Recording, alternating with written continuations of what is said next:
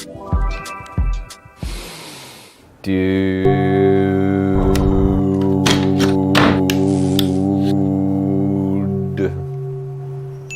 you are getting well.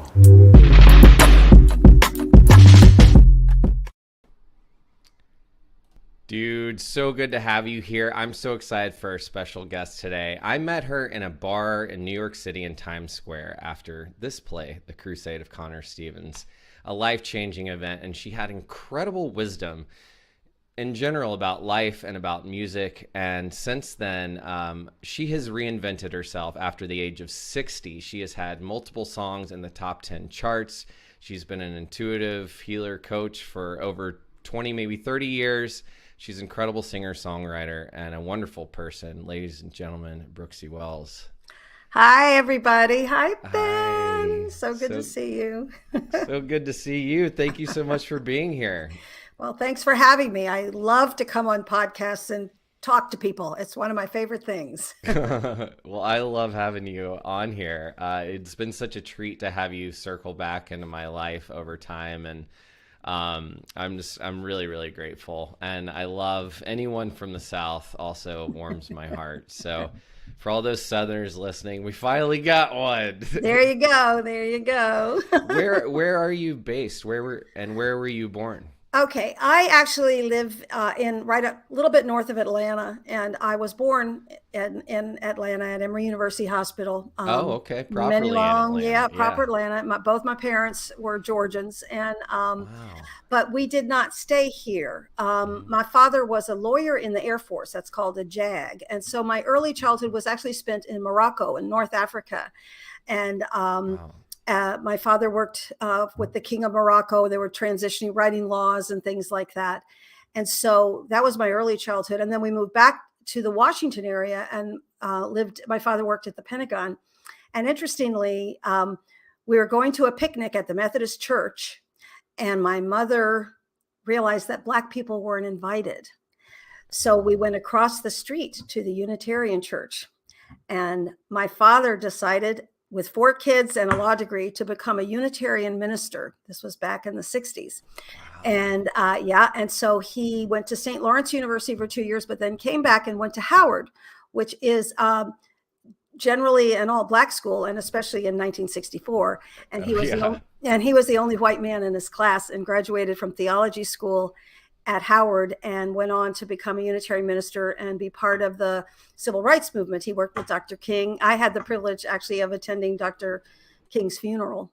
We went down for the funeral, and my father was in Selma and also big anti-war activist. So I grew up in a very liberal, radical, left-wing, crazy childhood. Yeah. And of course it involved music. Wow. So folk music in particular. So that's so incredible. Yeah. Well, I'd love to ask you some questions about this. I mean, already go ahead. you went from the South to Morocco, and your dad was working with the king. So do you remember those years? Well, we were in Virginia at the time, and yes, very Okay. much so, because I was a young teenager. And I remember when Q Street burned and people came and stayed at our church. It was an old estate that they had Yeah. turned into a church, and it was in Alexandria, Virginia. So yes, I very much remember those days. And I remember in Selma when we got heard on the radio that a Unitarian minister had been killed. And we didn't know who it was. There weren't many of them. And it turned out to be James Reeb, who was one of the white martyrs of the Selma March. And my father had been with him and walked one way, and he went the other way and was beaten to death. So yes, I was in the 6th grade. Wow. So I have spent much of my life surrounded by people who are willing to put themselves on the line for what they believe in. And that's kind of, my music reflects some of that occasionally. I'm not nearly as good a person on the front line as my dad was, or my sister Barbara, who's also a UU minister. But I think my music kind of speaks to, being authentic and taking responsibility for what's happening in the world. Oh, and I'm so grateful for that, and that you have music that can speak that, and that's clearly your gift. So, that's your front line. I'm sure there's a lot of people listening that were like, well, writing music and putting myself out there that way sounds way more terrifying. But I want to speak to the way you were brought up, because I don't know if we had talked about this before. I'm getting the sense we did, but we had really strong parallels in our upbringing. It's growing up in Chattanooga, my father worked in civil rights. He was raised in Memphis. He was very close to Dr. King. He was an Episcopal minister, but he would do things just like you said. If Black people weren't allowed one place, he'd go to where they were. And it's so interesting. And it's just very rare, I want to say, for our audience too, to meet another Southerner whose parent, especially at that time, was so forward and bold and stood for unity against all else, right? And all the amazing ways we're able to honor that. And recently in Chattanooga, Tennessee, they just honored the statue of a man who was wrongly accused of rape, and they lynched him. And now there's an incredible memorial to him that they've put up in the town over the bridge where he was lynched, to bring people together and say, we may be from the South and there may be a lot of ugly past, but guess what? That's what this country was founded on. It's really about how we could come together that's going to help heal us, not focus on how we're different. It's actually to talk about our truths and talk about, the ugliness, and speak about, what it's like for each of us, and just listen. Well, and I also felt that there's nobody really more liberal than a Southern liberal, because you actually, we had family members who turned against us, who wouldn't have us in their houses and that sort of thing. That was one of the reasons we moved north. It wasn't safe for us to live in the South, in the deep South. It just wasn't safe.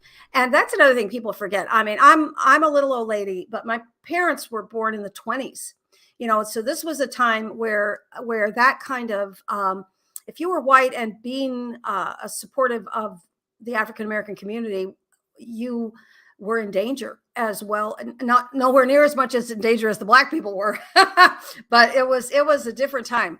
And but what it did for me was it helped me to recognize that in the South, like my cousin Susan, was one of the business editors of the Atlanta Constitution, and she has done her part to help.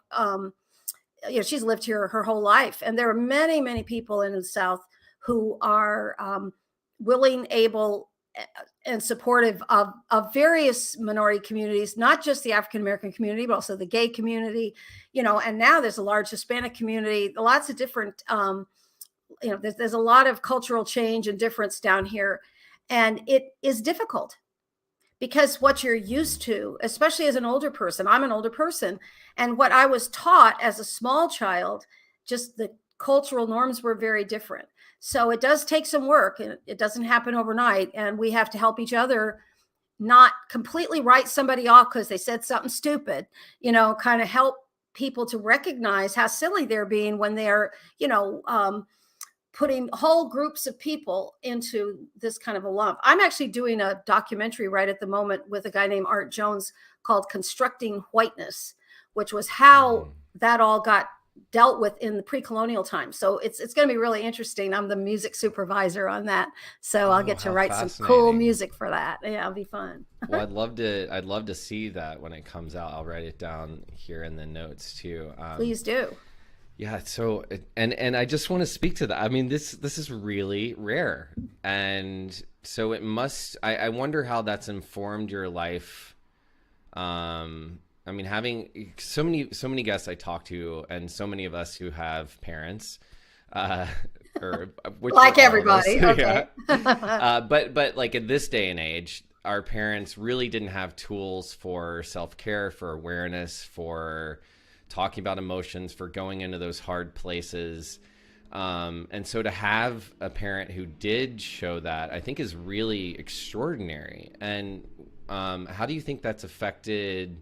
I mean, what do you say to people who how do you deal with people who weren't raised that way, right? Like, how can we help reparent ourselves, and how do you open up the channels for new ways of thinking at this day and age? Well, my feeling today is to look past what the limitations of race, limitations of a culture, and open yourself to spirit, which is all inclusive. Now, that takes time. And there are lots of things you can do to be more aware. One is getting enough sleep, do actual self-care. I am 69 years old. Now I look amazing. Give it up. Okay. You I'm going to tell do. you. I You do. do. Yes. And You do. the reason why is I've been sober 34 years. So Oh, that's one thing that you do, is that you stop avoiding dealing with who you are and what you are by substances, abuse, that kind of thing. You pay attention to your own inner guidance, and you start to learn. I teach intuition. I've taught it for 25 years with my dear friend Nina Gibson. We have a course called Intuition Journey, where we help you to pay attention to what is your real mission in life. Who are you? What do you want to do? Who do you want to be? And sort of trust and allow. The key to it all is trust and allow. Open to what is being offered. And that's going to take some work, because we're distracted by the glitter. We're distracted by all the glitter. When I was young, I was signed. We moved up north. Ended up going to college. I was 16 when I went to college. So I skipped. wow, that's Yeah. so rare. Well, that's the thing. I come from a family of really smart people. And I worked with a guy who, Andy Mahoney, who works on underachievement in the gifted. And what he talked about, he gave me the gift of being gifted. And he said, it's a special need and you have to work with it because your brain works a little faster than regular folks. And so your brain's a Ferrari and the brakes don't work very well. So I went to college at 16 and got my degree at Hofstra University in theater and English. And then, but while I was there, I got signed to a publishing deal by Bobby Darin. Do you remember Bobby Darin? Oh, of course. Yes. Okay. Yeah. Splish Splash. I was taking a bath. Oh, he was a phenomenal musician, incredible artist. And I got signed to Warner Chappell, which is like the largest publisher in the world. And I was 19 and I thought, wow, music business is easy. And guess what happened? He died 6 months after I was signed. He had rheumatic fever as a child, and he died of heart failure at age 36-ish, whatever. So I did not get the career that I was expecting, because they were grooming me to be like a Stevie Nicks or a Linda Ronstadt or something like that. And guess what? Without a mentor in those days, women had no voice. It's not a joke. We couldn't get a mortgage. We couldn't do anything. And this is early 70s. We couldn't do anything by ourselves. So without a mentor in the business, I mean, I had a deal, a 3-year deal, and I was signed and I had some songs and movies and stuff, but I really was, I didn't have someone who could promote my career. So I didn't get the career that I thought I was going to get. So these are kinds of things that happen to people in their lives when they're young, when they're middle-aged, different, where I was just thinking about that on the way here.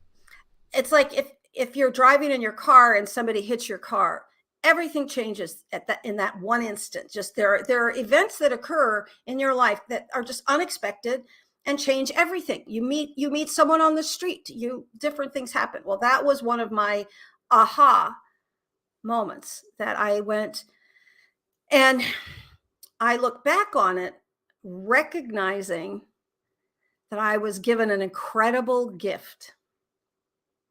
This was not a punishment. It felt like a punishment at the time. Yeah. And that's where you got to wake up. Yeah. Because it's these things that look bad aren't. They're just events. They're lessons. I look at everything as a lesson. And what happened was I ended up, meeting some people, doing some music, getting a little crazy, taking too many drugs, all the stuff you do when you're young and it's the 70s. And if you see that show Vinyl that Mick Jagger produced, it's exactly like that. It was Wow. really, it seems like, oh, it's over the top. Oh no, that was it. So I went back to Virginia to I made my parents come and get me. I was 29 years old. I had already gotten married and divorced and, and I moved to Virginia and ended up getting in a band and meeting the father of my children and having 2 wonderful children who my son is now has a PhD in physics. My daughter is an environmental engineer with her master's from UVA, and they're both doing scientific, wonderful things to help the planet. And they're also musicians. God incredible. Yeah. That's So awesome. I got to be this mother that I would not have gotten to be that mother had things gone the way they were going in New York if Bobby hadn't left the planet. Yeah. So I want to ask you about this, Brooksie. I go think ahead. this is great. This is a great story. And you've had things stacked against you. I mean, you had this amazing father, right, who really helped carry and show that you could really, I mean, it sounds like he really went after what he loved, and he was just extraordinary and traveled the world and just followed his heart. But how can those of us, I mean, there's so many people today who feel stuck in their jobs, stuck in their way of life. They have kids, or they're divorced, or they're in a tough marriage, or maybe even a good one, but they don't feel like they have any wiggle room. And I mean, you're a woman over 50, over 60, who's reinvented herself multiple times, and you're doing incredible work, and you've learned how to follow your intuition and do what you love your whole life. What do you think is the access for those of us who don't feel that permission, to do what we love, those listeners who feel stuck? What do you think is the access to really starting to give yourself permission to finally let your light shine, to finally follow your light, to finally follow that gift? Well, I'm going to just say that I have always been loved. So a part of it has to do with I've always been loved. I have been adored since I was a child. Now, and also I am incredibly privileged. I came from a middle class, but upper middle class, educated family. I mean, my father was educated. My grandfather was a doctor. So I came from generational education. And that was rare then too. That was rare then in the too. 1800s. Yeah. And So into the early 1900s. Yeah. So we had, I had generational education. I was white. So I was given, and I was raised to be, like a rich man's wife. You learn how to set the table, and you learn how to play the piano and speak French. I mean, I can do all those things. And, so I always say I'm so privileged. I didn't even need money, because we had friends, and I would go visit a friend in Yugoslavia, or go visit, and we had youth fair back then in the 70s and 60s and 70s. They had a lot of ways that people could, travel for cheap, and you could go places, and schools helped. My brother-in-law at the time was going to Tufts in London, so we went to visit, that kind of thing, where I think that education, multiculturalism and education are the keys to having an open mind to the larger world.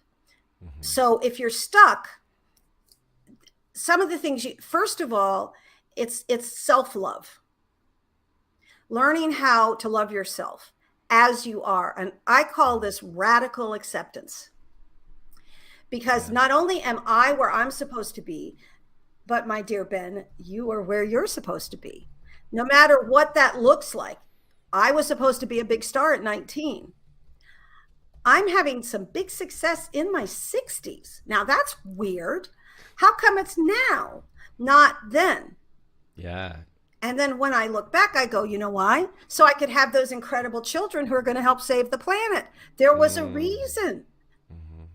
And these paths that we start to follow, and if I get too intense, you can just stop me, because you have to interrupt me. I'm that kind of person. No, it's great. I will. This is great though, because we want to look for the access to this, because and thank you for saying you've had a privileged life and a great education, and so that's why I have in some aspects too. So I'm looking for, still the access for those people who don't feel the permission, right? Well, here's the deal is that first of all, you have to look at your own life and see where your privilege exists, whether it's cultural, whether it's educational, whether it's loved by a mother and father. You find whether it's friends that you've developed, whether it's art that you're really good at, you find those pieces in your life that give you personal value. Now, see, I have a calling. My calling is to witness to women their value.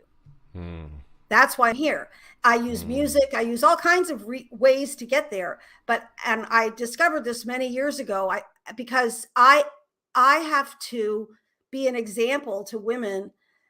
And so I can't shortcut it. if a man's mean to me, and I have romance is a whole interesting, we can go down that road later. But the point is that I have to be in integrity when it comes to honoring and valuing my own life on the planet. Does this make me a narcissist? No. A little narcissistic, yes, but I'm not a narcissist. What I am is a person who is a fully realized spiritual adult with integrity. The integrity the integrity comes from that. Yeah. And what it teaches me is that I am human, which means that I have flaws. I'm not supposed to be perfect. It's okay if I talk a little too much. It's okay. I don't have to be I'm a little fat. It's okay if I'm not perfect. What isn't okay is for me to be striving for a perfection that I'm not content or happy until I achieve it, because it's the path that is life. So that's what I try to instill in people that I'm working with, is this attitude of acceptance of where you are. Yeah. But also I have to accept where you are and not get mad about it. You were talking earlier about, having people in the civil rights movement. Our parents were both, activists. Yeah. And there are times when you have to get angry and you have to fight back and all that sort of stuff. But there are also times where it's important to say, this person is teaching me what I need to know. And what I need to know may be to walk away. Allow that part of my life to float away. Just let it go. Or recognize that I could be, oh, God forbid I'm saying it, wrong. Yeah. Uh-oh. I hate being wrong. It annoys me. I was raised to be right. I was raised that I was smarter than everyone else and all that sort of stuff. And my family was da-da-da-da-da. And I don't like to be wrong. But I have learned that it's okay. So that's part of what I'm trying to instill in people, is this acceptance of the life's lessons so that they're not so hard. Yeah, I think this is really great. I love what you're speaking to as well. And I'm identifying with so much, because I want to speak to something here you said about like feeling, as far as acceptance with your body, integrity with yourself. Mm-hmm. I'm hearing that saying, put the oxygen mask on yourself first. And so many of us are taught to take care of yourself and have that level of integrity and healthy boundaries can come off as very self-consumed these days, right? Or someone who's really self-focused, but it's the greatest gift you can give other people, because you're actually, when you're aligned with yourself, you can really be present with other people. You can really step into your power and into your light. And I also heard you say, about the, like not trying to achieve something where you can't be happy unless you have that. Right. So for me, it was fame, and me too. I never wanted to be too famous. I was afraid of that. But as that was coming up, the more I had it and the more money I was making, I was actually I was not happy. And I realized because I was trying to fill a void with money and external validation, but that wasn't actually doing anything but amplifying the feelings I already had inside. And so it was a journey of like releasing that stuff that didn't matter to me. And eventually, like 20 years later, Dell came back. And so into my life. So it doesn't surprise me that, 30, 40 years later, music has come back in your life. If you hold on, hear that you've stayed in integrity with yourself. Right. Music never left. Okay. It never left. You know what I did? I got sober before I had my children. And I also quit smoking, which opened my voice up a lot, because there was a whole other thing. More integrity with your body. Yeah, more integrity with my body, because I got sober too. It's like if you're putting these things in your body that you doesn't work. Mm-hmm. No. But here's what happened. I was a children's musician. because you know why? You can't nurse and rock at the same time. You just can't do it. So I was having babies and I had these little children and I always did music. So I wrote children's songs and I did a kids album and I worked in Montessori and I did all this work with little Oh, guys. wow. And it Love gave me that. my voice back though, because I had all this extra room in my vocal cords from not smoking and I didn't know what to do with it. And so when you sing for a 5-year-old, they don't care if you're on pitch. They just want you to sing, be honest and be real. So I always say that the little kids gave me my voice back. And I was able to, my voice is better than it was when I was younger because I, don't smoke and that sort of thing. And when my kids got older, I went back in the business, actually went back into writing songs because for grownups, I had been only writing for children. And but I really give the children credit for giving me my voice back because That's so beautiful. they don't have an agenda, and they're honest. So they're not going to lie to you. They're going to tell you exactly what they think. If they don't like it, you'll know about it. So, and I still do children's music. I'm at Gray Fox Bluegrass Festival this year on the family stage singing for the little guys. So Awesome. yeah, Oh, and I wish I could be there. I know it's so fun. And I teach piano to little teeny guys too. So I really think though, for your audience, the issue is first deciding that it's okay not to be perfect. Make that decision on a daily basis. Work on establishing a true present, which means not living in the depression of the past or the anxiety of the future. If you're staying right now, I'm exactly where I want to be. I'm with you on a Zoom call or whatever this thing is, and a podcast, and I'm doing what I love to do, which is share my story with the universe. I love doing it. So I'm exactly where I'm supposed to be. And you are too. Get there, and then life gets a lot easier. It just does. And you have to practice it on a daily basis, and it won't happen all the time, and you're going to have trouble with it. But it gets easier the longer you do it. Well, I love that because you didn't give up. You just kept showing up. And I have another question because as my wife and I have been working on bringing children into the world, one thing that really comes up for her and, came up in my last relationship when we talked about kids is, well, you're going to have to give up your dream, or, well, you can't, there's no way you can be a mom and play music. And so what would you say to the expecting parents out there who have these dreams but feel like they have to give them up for their child? Why is it an either or? It isn't an either or, it's a both and. And the reality is that the dream evolves into what you can manage and handle. Like I said, when I was raising children, we were in the kitchen with pots and pans banging on them. And we had a recording studio in the basement. And my husband, Sven, he got to do more music than I did when the kids were little, but I didn't mind. I didn't resent it at all. First of all, I waited a long time to have my kids. I had them late in life. So I had sown every wild Would you oat there mind was to telling sow. us how old? I what was late in life is 37 to when you? I had my son, and I was 40 when I had my daughter. Awesome. See, I want to hear that. Yeah. My wife just turned 40. Yeah. I'm 41. My dad was 42 when I was born. I Yeah. think my mom 38. And there's Yeah. still, I just say this because there's people who still are creating these reasons why they couldn't have kids now. or Right. why Well, they and you can't can do all also these things, adopt. right? You can also adopt. And Yeah. then my cousins, they adopted at 50 and they had kids from Vietnam and this whole thing. So you can find a way. The thing is that figure out what it is you actually want. You want a family. That can look a lot of different ways to different people. You want a family. And I wanted to have kids. And now my husband was 10 years younger than me because I'm me. And Well, hello. Of hello. course. I'm in the music business. What do you want? But which was great because he was younger and was able to, kick the soccer ball with my son and all that sort of stuff.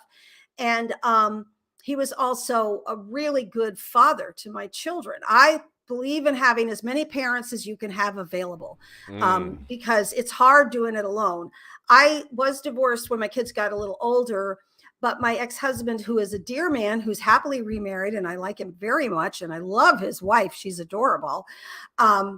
They were very much present in my kids' lives as well as me. So we didn't give up on the family just because our marriage was having transitional issues, that we moving in different directions, things were happening, because I wanted to get back in the music business. And he wanted to stay and he had moved out of the music business. He had been a drummer in the old guard, but and he loved the small town life, and he loved being in a band that was local. And here's my story. My girlfriend, her husband was working with Al Jarreau, who was a very famous jazz guy. And she called me up and she said, Brooksie, we're taking one of your songs and one of Paul McCartney's songs to Al. And okay.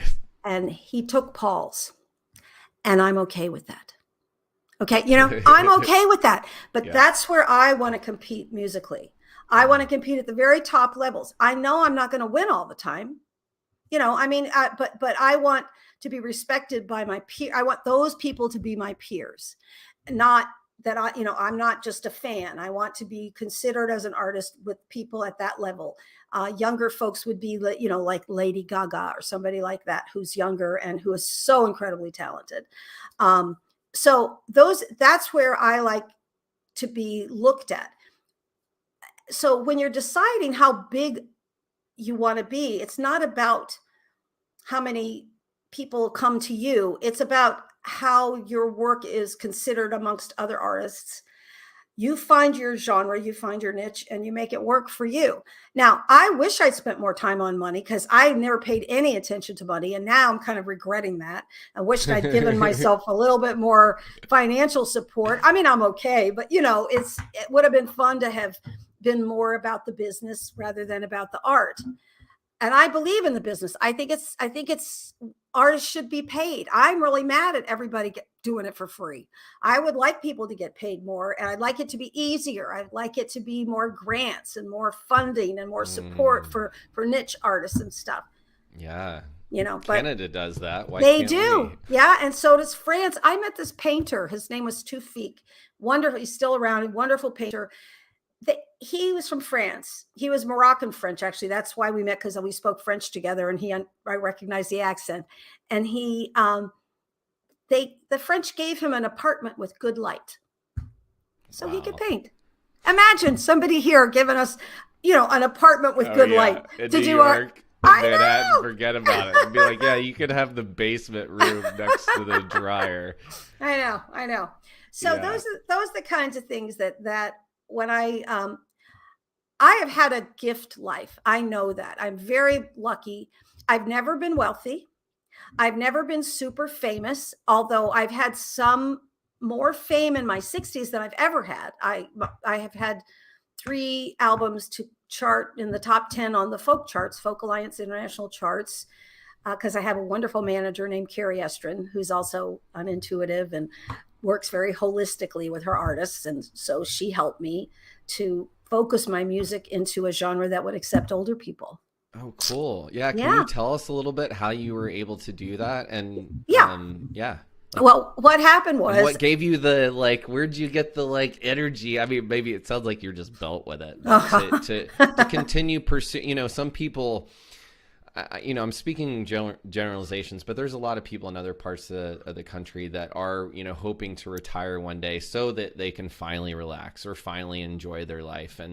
And I've seen my mom travel the world since she's been retired, and actually wanting to get more involved, not wanting to sit and veg out. She gets depressed sitting alone at home. So how have you created the joie de vivre, the energy, how have you harnessed your light to go after this at your age and to really pursue it with the passion and fortitude that you do? Well, I've never not done music. And also musicians don't retire because we don't really have straight jobs. So I've never really had I've had jobs kind of, but and I've done trainings and I've done things, but we don't do that. So some of it, but I do have dear friends. In fact, I'm working with a musician named Joe Caprizano. He's wonderful instrumentalist guitar player who was able to make a bunch of money, retire early, and now he just plays music and he's having a great time with it. And he's young enough that he, his health is still good, and he gets to turn gigs down, plays whatever gig, he can play what he wants, which is kind of an awesome situation to be in. Yeah. But for me, what happened was I've never stopped writing songs. I'm a songwriter by trade. That's what I do. I never expected to make a lot of money from it because it's not something that happens often. I mean, every once in a while you'll get a big song and make a bunch of money, but it's not why you do it. And so when I got separated from my husband, also, I saw, when you're sad and you're upset, you start to write songs. So I called on friends from the old days, from when I was young at Chapel Music, and got some people to help me make a record, because we had a studio in our house. We always did music. We never didn't do it. And I made an album, a country album called Been There. And oh, I remember this. Yeah, okay, I did a country album called Been There, and it actually got nominated for Washington Area Music Award. And I guess I'm back in the business. And I started writing songs again about dating. Like, I was in my 50s and I was like, dating, oh my God. And I ended up, but it was kind of all over the place. I had horns, I had electric guitar, country, I didn't have a genre that it sat in. Love so horns. Then, yeah, we deal with that now. It's genreless music now. Yeah. It isn't genreless though. If you want to get it out there, you have to figure out how to put it in there. So, so I did another album called Down Home Divas, and I used all women players, and that was a lot of fun. And I did it. I had a rich boyfriend at the time, and so I was able to afford to not be paying rent at the time. So I brought everybody to Nashville, and we ended up making the record down there with Missy Raines, who's like a famous bass player, 5-time Grammy winner, and also Nancy Griffin, who what's Nancy's last name? She plays for Dolly Parton. Anyway, I used all women players. It was totally fun. And I got a little bit of radio play in New England from some people because they liked one of my songs. But I was all over the place, and I'd been looking for help. Here's another thing I'm going to mention to people. I'm looking for help now to help me market my music on the internet, because I'm not great at the technology, to be frank. So I ask for help. That's what I do. I ask for help. I talked to you and I said, who's helping you do your internet? You told me those lovely young people, and they're helping me. I hooked up with good. them. Oh, yeah. Yay. Oh, yeah. Oh, I'm so happy to hear that. Yeah, I do. I ask for help. And what I realize is that there's no such thing as being successful alone. Yes. Doesn't happen. Doesn't happen. Yes. So I get all these people to help me, and I'm putting it out there. If you guys can help me get to a larger audience, that's what I want. So I found Carrie Estrin, who's been in the music business for 50 years. She was Tony Rice's manager. She worked with Suzanne Vega. She was with the Philadelphia Folk Festival, hugely successful in the folk market. And she answered her phone. Nobody answers the phone. She answered the phone. Not today, right? No. And she said, and we started talking. I told her what I had done and what was going on. And I told her about the old days when I was in a band called Kid Creole and the Coconuts, where a very famous band back in the 70s. Ask anyone in Europe or South America. Not so much here. But anyway, she said, and so she did what's called a career assessment for me. And I paid for it, and she deserved the money. And she looked at everything and she said, because what I wanted to know was I still, and this is the question your older folks need to ask themselves. Are you competitive? Are you still competitive? Is your work valid for a bigger audience? It's fine for yourself. If you're just doing it at home for your mom and dad and your cousins, you're fine. But if you want to go in a bigger market, I wanted to know, did I want to spend all the money? Because it's expensive to make records. Did I want to take my retirement money, that little bit that I had, and spend it on the records if no one was going to hear it, if it was just for personal? And the so many artists ask that question today. Do we even make an album? Yeah, maybe should I even release a single? Right, or whatever. How valuable should it be? Yeah. So she assessed what I had done and looked at everything, and she said, "Yes, you are competitive." And then she ripped me up, because she said, this is what you're going to have to do in order for you to fit into a market that will be, and then the question was, do I want to do it?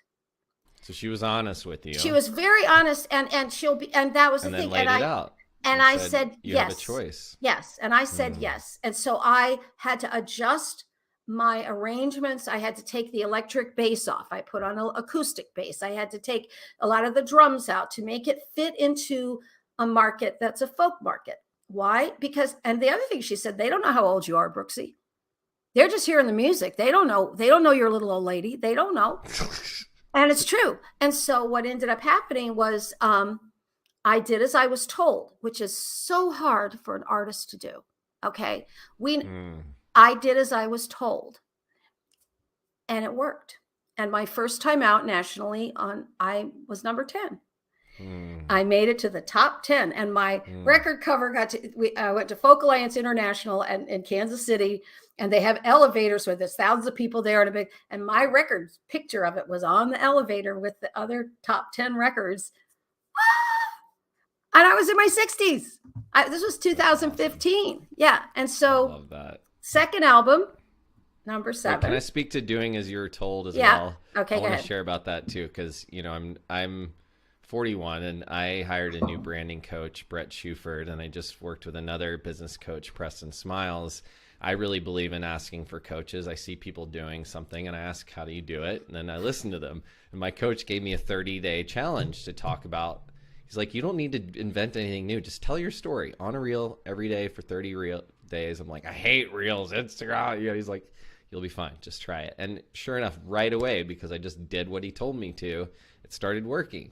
We didn't need to reinvent the wheel. We just need to practice listening and allowing maybe some faith, some trust to be trust supported. And allow. Trust and allow.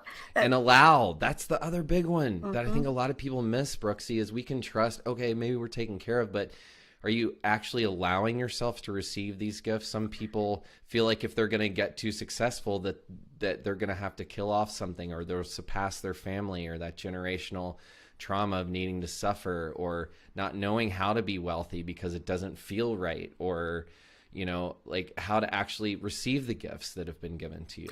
Well, that's the issue, is receiving. Because so, especially women, I mean, I don't really do a lot of work with men. So you guys, you'll have to take that side. Well, there's a lot of women listening. Okay, and good. One said how amazing you are. Our producer Becky too is like, this woman's awesome. I'm like, yes. Oh, well, adorable. Women, and we need to hear, like, you're the most powerful creatures walking around. True. So absolutely. we need to listen Older to women, you. We're the bomb.com. We are so happening. But the truth is that you, as a beautiful youngish, man in your prime, it's to recognize where your value is, recognize how much you are being offered right now, recognize that will diminish in some ways. It gets, the spiritual will raise up, but it moves, it shifts. So it was all taken away after Dell. Like, no one wanted to work with me for at least 10 years. Well, but that was because you needed something to do something else. Yeah. That had nothing to do. Yeah. That's because you needed to do this. Yeah.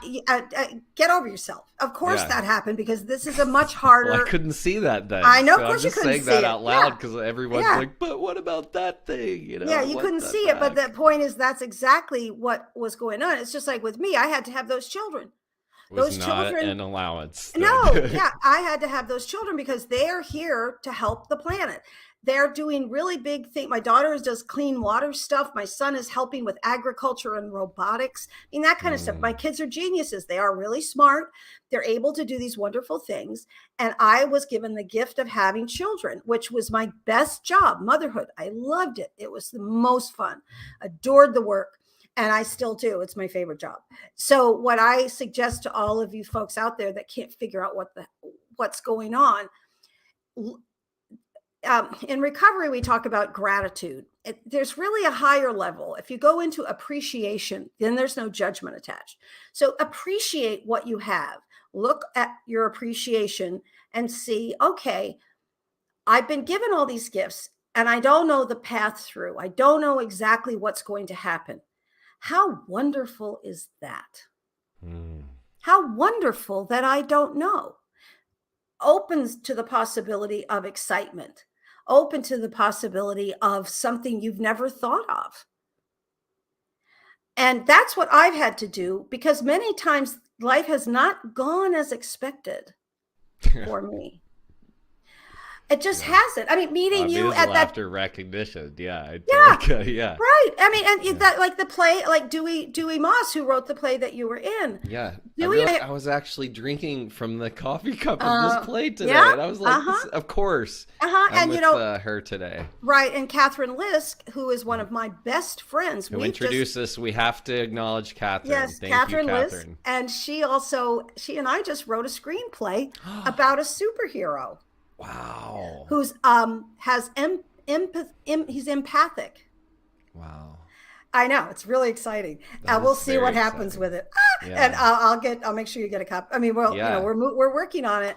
But keep me in the loop. I'd love to know how I can support you. I know. Well, I would love for you to be part of that. And it's, I've been here in Atlanta where there's a lot of actors and stuff. So I was living with this young beautiful actor who's been working with Tyler Perry, and Marvel kept looking at him, so we went, well, I'll just write you a little 10-minute thing, and we ended up writing a whole script. And this was during COVID when everybody was off work, and Catherine had been in Harry Potter, so they were all out, so I got them all to come to a stage reading on Zoom, with the cast from Harry Potter, that sort of stuff. Who knows? How creative. That's so cool. I love that, Brooksie. Just have fun. And for me now, like I said, I'm trying to find what is the best use of my time. And as you're aging, there are some energy limitations that you just have to accept. Your body's not the same as it was when you were 40.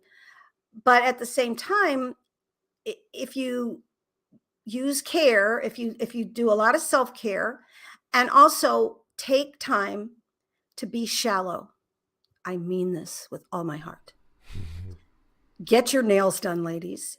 Take a minute and just relax, because what I see with you younger folk, because of artificial intelligence, I think you all are much cooler than I am. I think that you all are, there's an evolutionary process going on here that's very important. I appreciate what's happening. I'm valuing it really highly, but you all don't know how to relax. So take a minute and enjoy, just like I said, for me, it's, getting my nails done, but it's also getting out into nature, giving yourself a minute. And it doesn't have to be 3 days at the ashram. No, it can be 10 minutes. It can be 4 deep breaths, which call in the 4 directions. Just take 4 deep breaths. And it is amazing. That was the east. The south, which is the physical realm where the body lives. The west, the emotion lodge, where people think it's messy, but it's really going in. And then to the north, where you integrate all of those pieces and accept your humanness, accept that you have limited time on the planet. Make the most of it, but also recognize that it's all been a gift. When I got sober back in 1987, I was given another life, a gift life. And I know that every day has been a gift. And so I don't take it for granted, not for a minute. And if you've had a hard life and you've been beaten up and you've been hurt, take a minute to find the parts that are whole and welcome back those broken soul parts and take them in and let them heal. Get help with that. There are people out there that can help you. Beautiful advice. Thank you so much for that. I think you're welcome. I just want to say, I don't think we can hear those words enough. Becky, definitely, we love taking time to get shallow. Yeah, I'm getting paid lots of money now, and maybe I could help steer you in this direction to well, that's why I'm here. I have a feeling.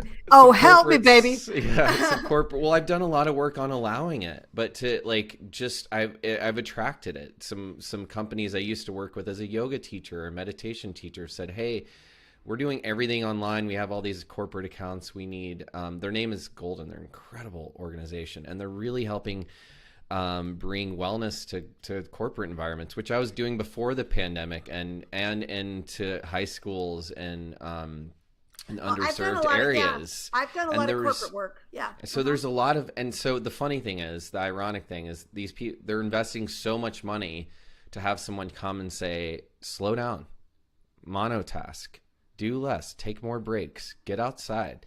Have you breathed today? Do you even know what's going on in your gut? And now there's all this somatic buzzwords of somatic work, and it's just listening to our body, because we've been developed our brains, but we haven't listened to our heart or gut wisdom. Well, what we talk about is that your body is an intuitive guidance system. Yeah. And once you understand how to balance, you can call them the chakras or call them energy centers or whatever, but it's about movement. And Nina Gibson and I, our intuition work, we're the only ones who are combining the medicine wheel with the chakras. And each chakra is a medicine wheel, and it's not about linear. It's not polar. It's like circular, and it's movement, and it's keeping things moving and balanced, so that what happens then, and one of the reasons that I do look this good at almost 70, is that my immune system tends to work better because I don't fight it. I work with it. I balance with it. I take the time I need, recognizing my limitations, being okay with my limitations. That's an incredible place to be. Yeah. And if not, and my answer to older folk now too, and I'm going to say it to you anyway, is if not now, when? Yeah. It's real simple. If not now, when? I'm 69 years old. When am I going to be that person that I've always wanted to be? It better be now, because I may not wake up tomorrow. I probably will, but I have a really good obituary right now. I'm good.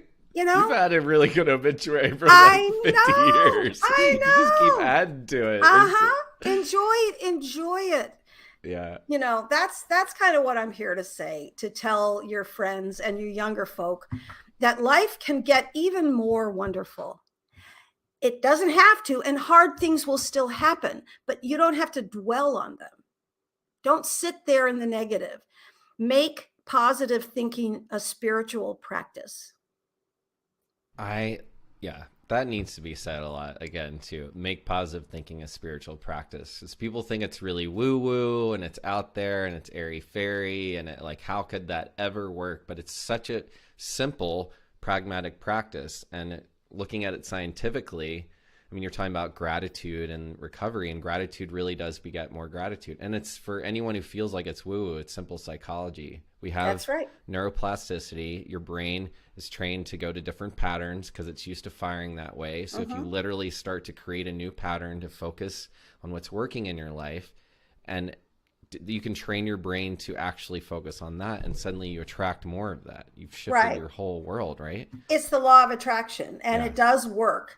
And it's just like manifestation works. Now, I'm not a literalist about this stuff, but I believe that if you start to float down the river of life instead of swimming upstream, life becomes a little more interesting. It becomes a little more fluid. And then when hard times come, manageability is more in your corner rather than against fighting. You're not fighting against what you need to accomplish when my friends are dying. I'm 70, I mean, I'm older friends, and it's time. That's not a bad thing. The more people we lose. Yes, right? it's part of life. So learning how to be in acceptance of what is coming, and being free to not be miserable all the time, because our time on the planet, this time is finite. I believe there's a lot more there, and it's not all that finite. That's a whole nother story, but you know what I mean? So use it wisely and be grateful and happy. Look at how beautiful you are. I mean, come on. Thank you.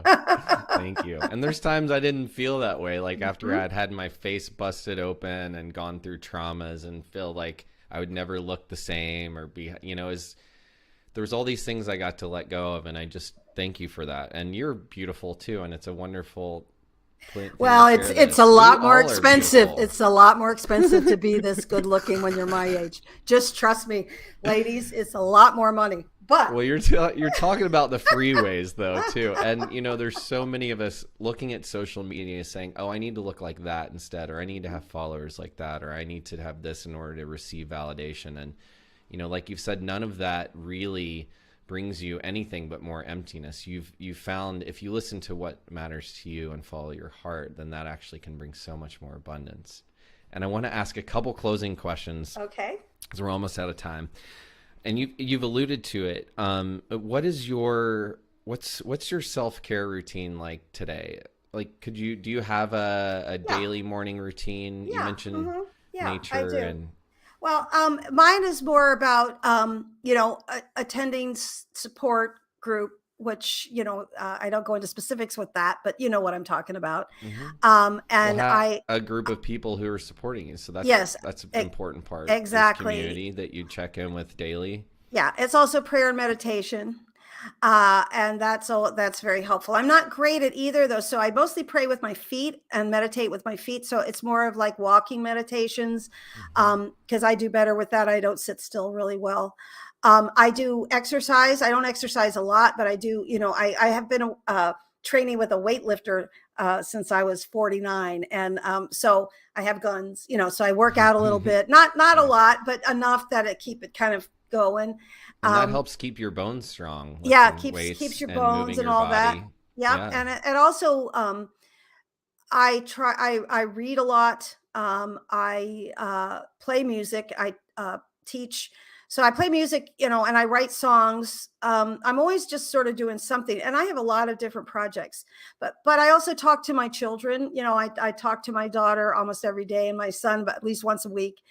He's out in Sacramento, and I have cousins who are my age who I connect with, women that I'm very close to that I work with, and help them to recognize what's of value to them, and we go back and forth on that. And I'm always putting myself in the path of service because it keeps me sane and sober. That's why I do it. I don't do it. I do it. I'm completely selfish. I do it because it helps me. That's why I do it. And And it helps a lot of other people in the process, right? that's just gravy. That's just gravy. Yeah. And so do it for yourself. Do it. You'll feel better. You'll love it. And it's amazing what helping other people. If you're miserable, go help somebody, and life just gets better all of a sudden. That's great advice. And if we want to learn more about you, Brooksie, or ask you questions, or there's any people out there that want to work with you, what's the best place to get hold of you? Where can they learn more?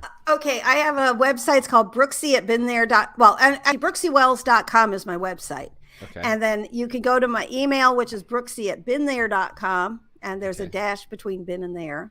And I'm on all the social media platforms. And I'd really love it, since you all are younger, most of you, go to Spotify, because my new album, all my albums are on Spotify, and my new album, which came out in November, which was number 4 on the charts, folk charts. Congratulations. Thank you. That's a big deal I today. know, Because there's all those people with their AI bots out there trying I to did none of score that, over but- you. And But I did great. It was in November of last year. I was number 4 on the folk congrats. charts. What's and the album called? It's called Stops Time.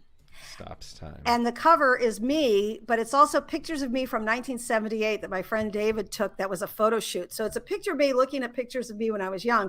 And the song is called The Man with the Camera Stops Time.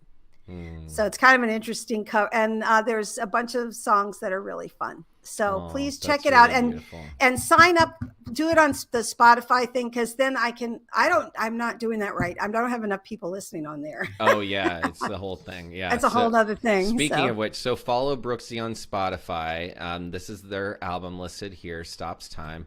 And also follow this show on Spotify. And every time you click something like that, it really helps give the artist, the audience, actually a voice. And it's a small favor that you can do that goes a long way. And it actually will also help you get notified when we put out more beautiful work, and you'll hear more of Brooksie's music and more of these podcasts to really put some medicine and love out into the world. And if there's anything that you heard today, please send Brooksie or myself a message. Please let us know. We want to hear from you. And I'm so grateful for everyone listening, for your time. We really do this for you. And Brooksie, I'm really grateful for your time today and for all your wisdom and stories. I feel like we could just do hours and hours of these. So it's so great to get a peek into your life, and thank you for being so open and playful with me. I really appreciate it. Well, thank you for having me, and I'm very grateful for the opportunity. It has been a lovely hour, and I hope to have more time with you in the future. And Well, say it's hi to your from my wife. heart. Okay? I will. She was like, "Oh, Brooksie, that awesome music lady from the play," and yeah. Yes. So she says hi too. She's pursuing her music. She's about to. She's already released a couple singles, but she's releasing her solo album at age 40. You know, when everyone said she couldn't, and it's the most incredible thing. I could hear it like next to Adele, and I'm really proud of her. So, you know, more women paving the way like you to let everyone know that no matter who you are, it's not too late to live your dream. Absolutely. If you live it every day. That's right. So there's one way I like to close. I want to ask you, if you could give the world one gift today, what would it be? Acceptance. It's the key. And if we all had acceptance, what do you see us all doing? Dancing. Ah, I love that. That's so beautiful. Well, thank you so much, Brooksie. Thank you for everyone for listening. Oh, will you say, dude, you're getting well? Dude, you're getting well. That's great. Yes, you are. Thank you, dudes of all genders. Have a beautiful day.